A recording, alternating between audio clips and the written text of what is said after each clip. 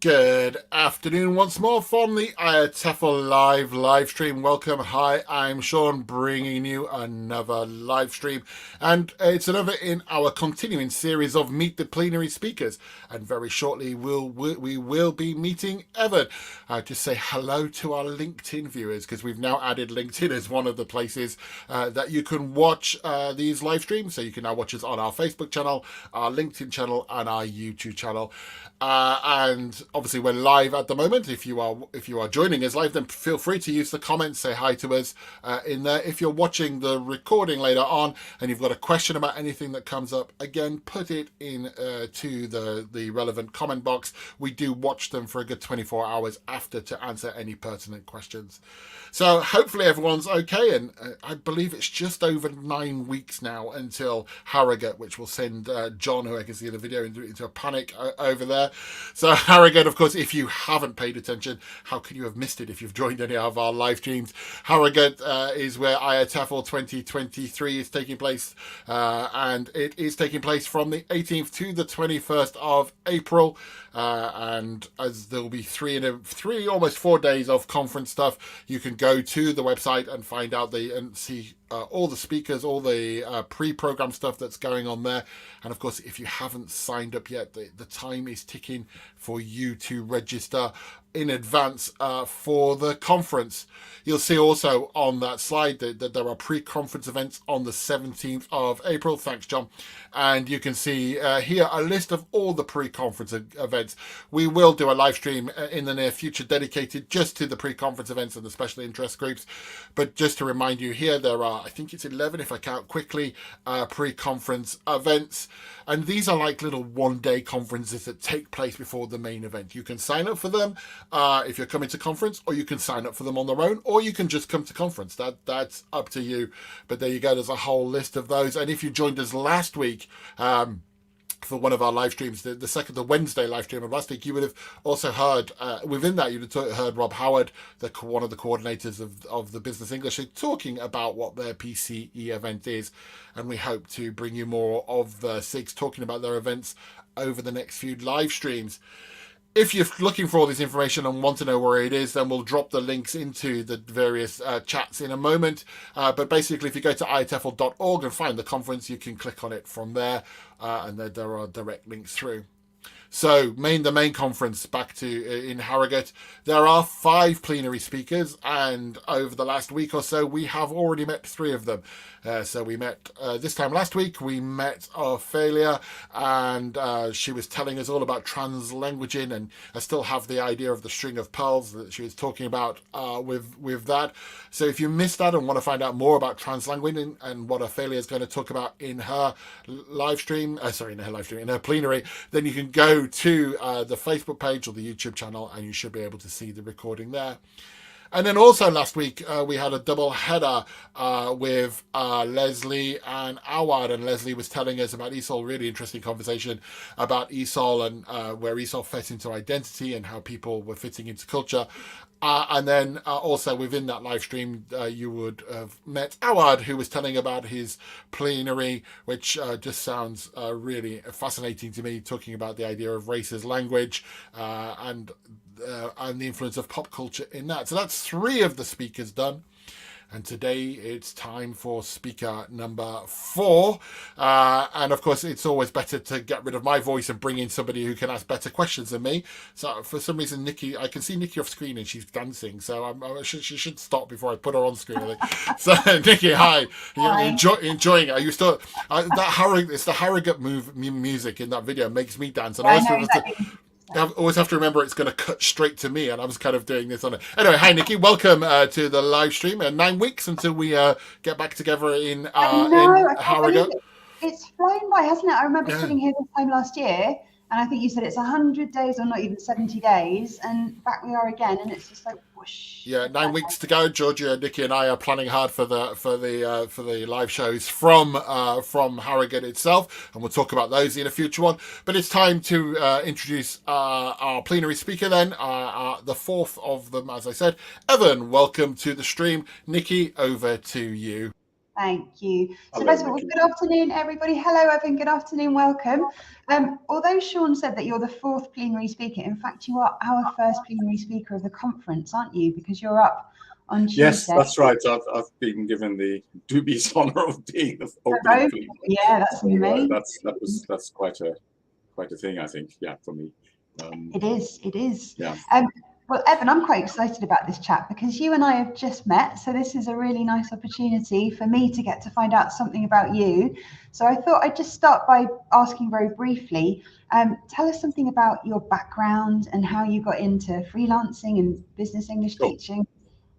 Sure. Yeah. Well, actually, I started in a completely different world. When I came out of school, I went into the army. I was an engineer in the army for 11 years. So that took me to various places in the world, one of which was Germany, which is where I now live.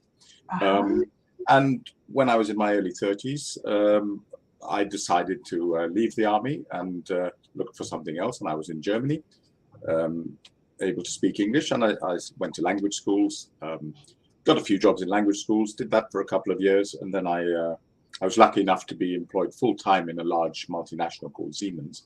And they in what's called nowadays is called an embedded trainer. Then it was called an in-house trainer. So I was full-time employed inside a factory working with engineers and business people within the company. And that's really been it. So ever since then, I've been working in companies, sometimes as an outside consultant, sometimes in-house, working for different publishers, working for different ELT organizations over the years, different testing organizations. I've been around for around 30 years now in ELT, so I've done a little bit of everything. Like everybody you meet at these conferences, what do you do? Well, I'm a teacher trainer, I'm an author, all the rest of the things. So, exactly. Yeah, but it's quite interesting though, because if you look at your abstract or your bio, I think it is, you say that part of your publication is English for Marines, which maritime, yeah. Well, no, basically my master's is in ESB, English for Specific Purposes, and that's really what business English is. It's trying to provide training, teaching in very specific areas. So the techniques are pretty much the same. And for the last few years, I was working on a project in South Korea in the maritime industry for the South Korean government, and that's where that came up. So I was involved in a very large-scale project, which took me to various countries on their behalf, and we built a big corpus. We analyzed the radio communication. We helped write the international guidelines, the updated international guidelines, and so on. So yeah, that was one of my latest projects, or my recent projects. Yeah, before COVID. Yeah, before COVID, which changed everything. Exactly. And so, Evan, what's your connection to IATEFL? How are you involved with IATEFL? Well, interesting. When I first started in teaching back in '93. I met lots of other teachers in the schools and things, and I was absolutely amazed that there wasn't a sort of professional organization to belong to. As an engineer, you automatically go into these things, and it's recognized within the profession that these things are a very important part of being a professional. I then came across IATEFL BSIG, which is one of the special interest groups, the Business English Special Interest Group. So in my first year of being a teacher, I was already attending conferences. And I started going to the BSIG conference because that SIG has its own conference. And then I started going to the big IATEFL conferences. So from the early 90s, basically, I've been involved in IATEFL. And since then, I've been a SIG coordinator twice for the Business English SIG, one in the early noughties and a couple of years ago as a coordinator. And I was a trustee for 3 years. So I was doing the job on the coordinating committee in those days.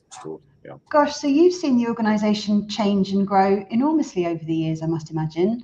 Because '93 was it? I mean, how many people were in the SIGs? I don't know, but certainly, yeah. I mean, of course, it's waxed and waned over the years, and people have changed. Some people haven't changed. Some people seem to be there forever. But yes, I think it's moved with the times. It's done very well to try and keep up.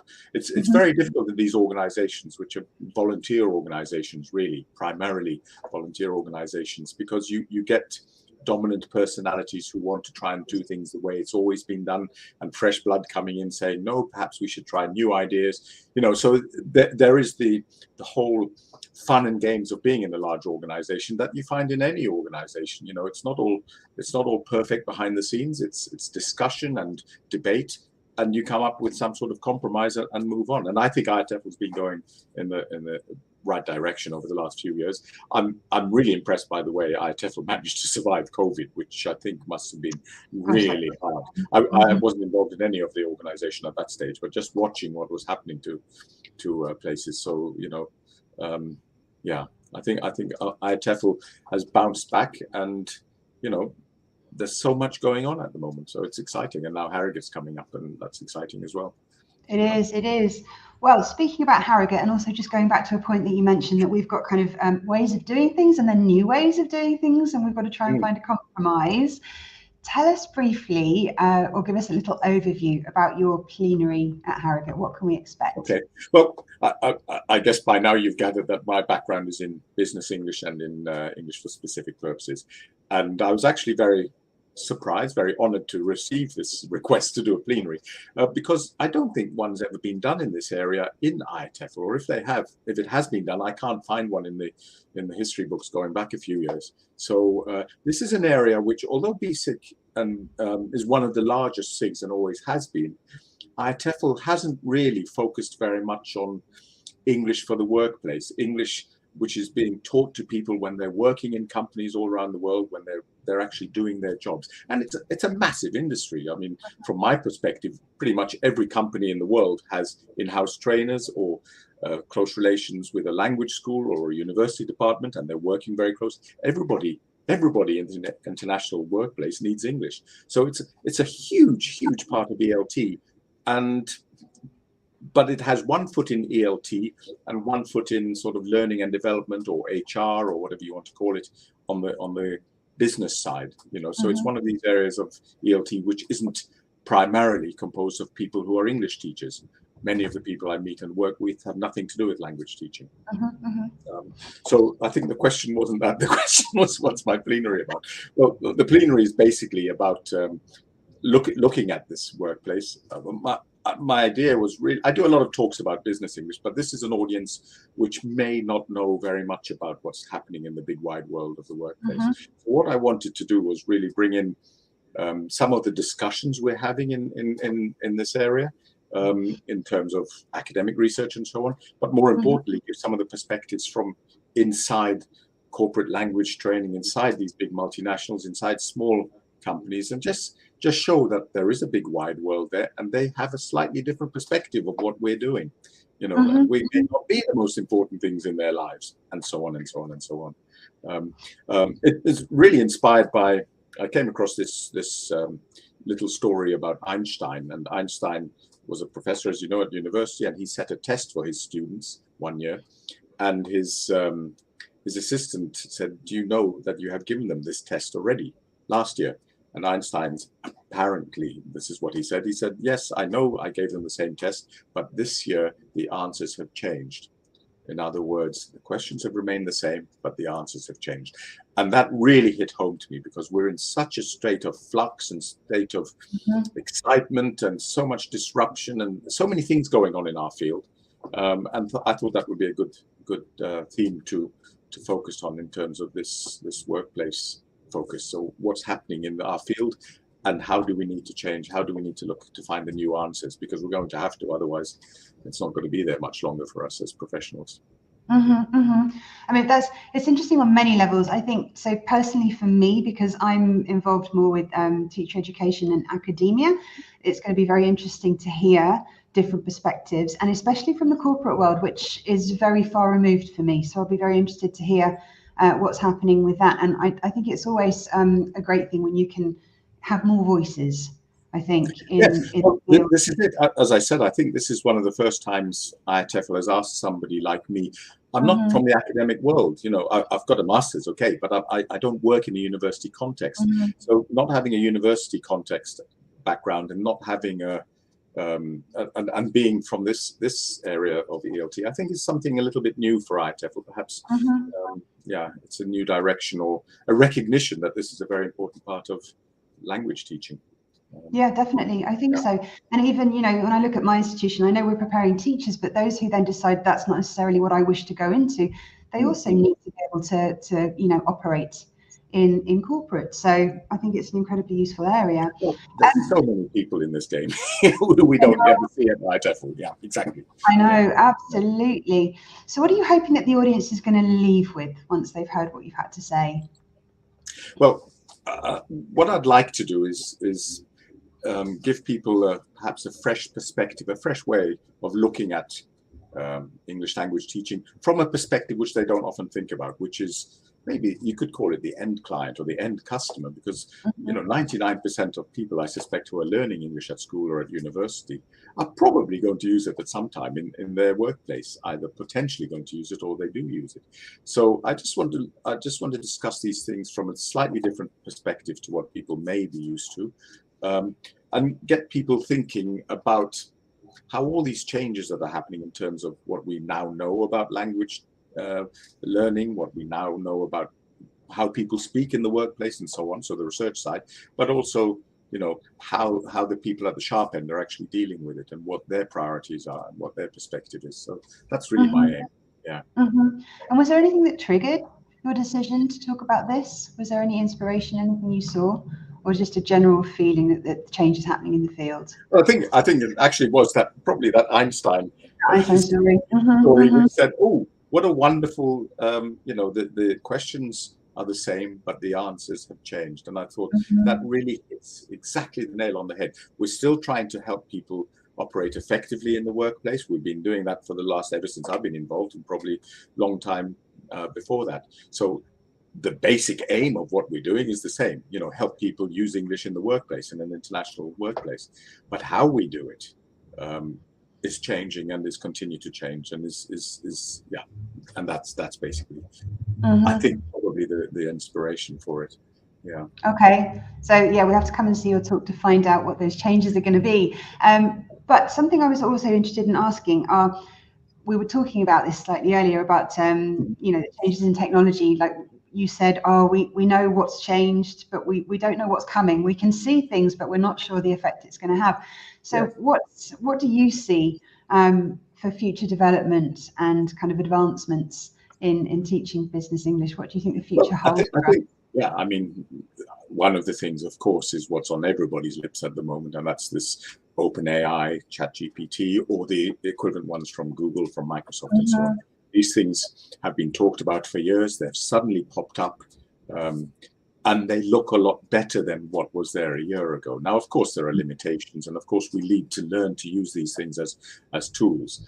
But what is there already looks pretty impressive, and I think it's certainly going to affect the way we do things. It's not only from our perspective, but it's also from all the stakeholders I work with in companies. Everybody is talking about this. You know, people in HR who handle recruitment are worried because CVs are coming in written by ChatGPT, not written by the person, perhaps.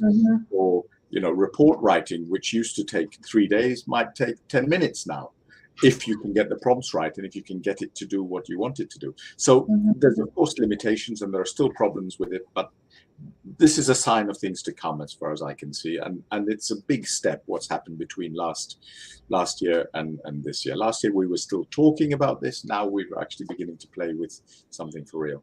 I play a game called Go, a Japanese game, and a few years ago AlphaGo came out. This is a game a bit like chess, played all over Asia, where people said human beings will always be able to beat computers. And then a few years ago, the first computer came out, big film and big news, you know, people are committing suicide around the world.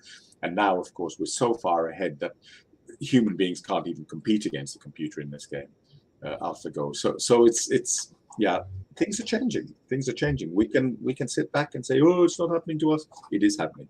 We've got to be prepared. Yeah, massively. And it's happening so quickly. As you said, you know, last year was just the conversation. Now it's the reality. And even the conversations we've been having at work, December, people were trying things out, wasn't really very accurate. We're only in February and the advancement already. in the chatbots. It's amazing. It's phenomenal. So coders in companies, and they press a button and their code comes out for the day's work, and they've got the knowledge to look at that code and tweak it as necessary. But it's happening. People's lives are going to be dramatically changed by this, which is why all these big companies are putting in so many billions of dollars investment into it, because they know how important it is. Will we be able to control it? That's another question. I don't. It's very exciting. It's exciting. It is. It's very interesting because it's the technology is just, it's emulating us, isn't it? It learns from us, but it's going to supersede us, which is that's really weird. But we're going to have to learn to deal with it. Yeah. But we did with these translation software things which came out 10 years ago. Everybody was saying, this translation software is really poor. You can't rely on it and so on. And now I don't know anybody in companies who doesn't use things like retail or any of those translation packages as a standard. It's become an everyday tool for people. It's no longer something which we don't use. It's something which we do use, and we learn to use properly. Yeah, exactly. Interesting game. Yeah, it's exciting. So it's the best time to be alive. I mean, it's fascinating what's going on. I mean, it is fascinating, but it's also a bit scary. It leaves us thinking, so what's our role in this, and how do we include it in order to help the students in the best way? Because I found myself, listening to one point of view, which was they almost want to stop it. We don't want students to use it because they're just going to cheat, and we need to know they can write. Well, do we? Because if that's the way that life is going to be, it's going to happen. You have to run with it. You can't fight it. And I mean, this is industrial revolution. Look at history. It's always been the case. Those who fought it lost. Those who picked it up and ran with the new technology were the winners. So we've got to use this thing, and that's why I'm so excited. I'm so positive about it, because I think this is fantastic. I think it's really, really exciting. But it's only going to be exciting for those people who say, what can this thing do for me? The ones who resist, I think they're going to struggle. So yes, it's scary. Of course, it's scary. But there's so much opportunity here, so much excitement, so much buzz in the air, and we just have to learn to deal with it. And things are going to change. It happened when the loom came in, when steam power came in. It's exactly the same as when writing came in, It's just an exciting time to be alive. You're absolutely right. I just think the problem is that the rate of change. That's what's scaring people. Sure, that's part of the problem. And of course, working in companies, change is what is normal. Absolutely. There is never a time when you can predict, and that's part of what's going on with our language teaching programs. How can we decide what we're going to put into a language training program if in 6 months' time the company is going to look completely different and their priorities are going to look different? Change is the crux, not the AI. It's change. How to deal with change. Exactly. Well, I'm looking forward to you telling us the answers in your plenary. Thank you. Hang on, Sean, why are you back? I thought we were coming towards the end. There are a couple of things I want to say. But hang on, okay. I've just got one more question though, because I just wanted to ask Evan, if you could have any superpower for a day, what would it be? Superpower for a day, okay. Yeah. Well, one of the things that really gets to me in this business is this divide between research and practice. We've been talking about research into practice for years and years and years, open access, all this stuff. It's still not there. And somebody like me as a practitioner, and I can speak here for hundreds of thousands of us around the world, don't have access to research in a way that we can digest, we can use. Similarly, researchers sitting in their universities, etc., don't really have access to the knowledge and know-how and experience that the people in the companies doing this job every single day have. So it's research into practice and practice into research, which I would like. If I had a superpower, you said for a day, right? If I had a superpower for a day, I would let all the practitioners see the research, and I would let all the research actually find out what practitioners do and know about.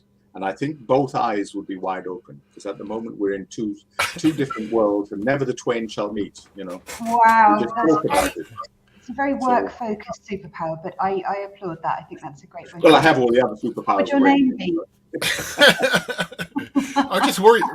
I mean, it would be great to see both sides, but once the scales kind of fall off people's eyes and they see this whole world, is that not going to lead to trouble? Are you not going to be the catalyst? No. Catalyst for the. No, it's just a way of finding out what everybody's doing, because Yeah, we all work in our own little ivory towers, and we're also proud of what we do in our little corners. And there's so much out there that we don't even have access to. I have to confess, I'm Nikki probably feels the same because I think I have a foot in both camps these days, and I like that because it's interesting when they do. When you do see the kind of that side of it and that side of it, which you don't always get to see. But do you know what though? Just like as a little thought, I think that's the reason why I do like IATEFL, because it's a marriage of you do have the academics coming in, and you do have the practitioners, and so the worlds do kind of they meet or collide, whatever you want to say. But I think it's a great conference in that sense. I wouldn't disagree. On the head. Yeah, absolutely right, Nikki. Yeah. So basically, what you've just told us, though, over the course of the last 20 minutes, is that we are in the year of the sci-fi horror films. We've got AI reaching the point that's going to take over, and of course, over the last week, we've had unidentified flying objects all over the place. So maybe it is the time that Hollywood comes to life. Yeah. I was minded listening to you both though about obviously I think. As we said, we were talking about before we went live as well about AI, but it did remind me that I think with teachers, I think Evan, you were saying that we need to work out how to use it, but that's always the case with teachers, isn't it? And I'm minded of the fact that I think it's kind of what Larry Cuban says, the person who writes about technology and education, is that you give teachers all this new education and we always do the same new tools and we always do the same things for it, so I think in a language sense we have we went from a course book gap fill to an on-screen gap fill, then an internet gap fill. And one of the first things I saw when teachers started writing things you can do with ChatGPT was you can make a gap fill with it. It will make your gap fills with it. So it doesn't matter what the technology is. I think we'll always make a gap fill. Excellent point. Yeah, maybe you're right. Maybe that's actually the reality. Yeah. It doesn't matter what happens in the world, as long as we've got a gap fill and a closed test, we're sorted. Anyway, Evan, fascinating stuff. Always a pleasure to talk to you. Nikki, thank you very much for doing that. As Nikki said, Evan is our opening speaker. No pressure there, Evan. So actually, the next time I see you, we will actually both be sat on a stage because the trustees are usually at the stage at the beginning of the conference as well. So 9 and a bit weeks on a stage in Harrogate. Okay. Until then, take care, and we'll speak on mail. So thank you, Nikki. Yeah. So nine and a bit weeks to go. There you go. There is the order. We're not introducing the plenary speakers in the order that they are talking. Evan is our opening plenary speaker. He is going to be talking at just after 9 a.m. I would have thought on Tuesday, the 18th of April. So if he has whetted your appetite or Nikki's questions have helped you think about what Evan is going to talk about, then you need to go to the IATEFL website and register for the conference. You'll be able to see in the comment boxes on the media you're on, the link directly to that, which if I just click on that, and I should be able to do that, to bear with me. There you go. There's the IATEFL conference preview brochure there. The conference is between the 18th and 21st of April, and it is in Harrogate, a most beautiful location. Not least because it has the tea house, which everybody talks about. So come to the conference, come to the tea house. And as I said, again, just one more reminder that there are the pre-conference events on the 17th of April. And again, you can find all that information online. If you want to know more about Evan and his work, by the way, I did just quickly look that he had a website, and it's e4b.de, and you can see his work there. So you can find out more about Evan there, and of course in the program. And he is one of the 5 plenary speakers that I just showed. Evan will be opening the conference. We have now met Evan. We have met Leslie. We've met Ophelia. We've met Awad, which leaves Divya as the final person we're going to meet. And we shall do that on Tuesday, the 28th of February at 2 UK time. So the usual slot. And we'll find out about Divya and what she's going to talk about in terms of coaching, mentoring, and teacher resilience. Just before I go, I am going to remind or say to members, watch out for a little pre-recorded video coming out in the next few days about the elections that are coming up. We do have elections for 2 trustee posts, which are, so if you're a member of IATEFL, we obviously want you to take to vote on those. So watch that and watch your mailbox for those things. Other than that, I will see you again on Tuesday the 28th when we meet our final plenary speaker for Harrogate for IATEFL 2023. Thanks so much to Evan, Nikki and John for all their work today, and we'll see you again soon. Have a great rest of day. Goodbye for now.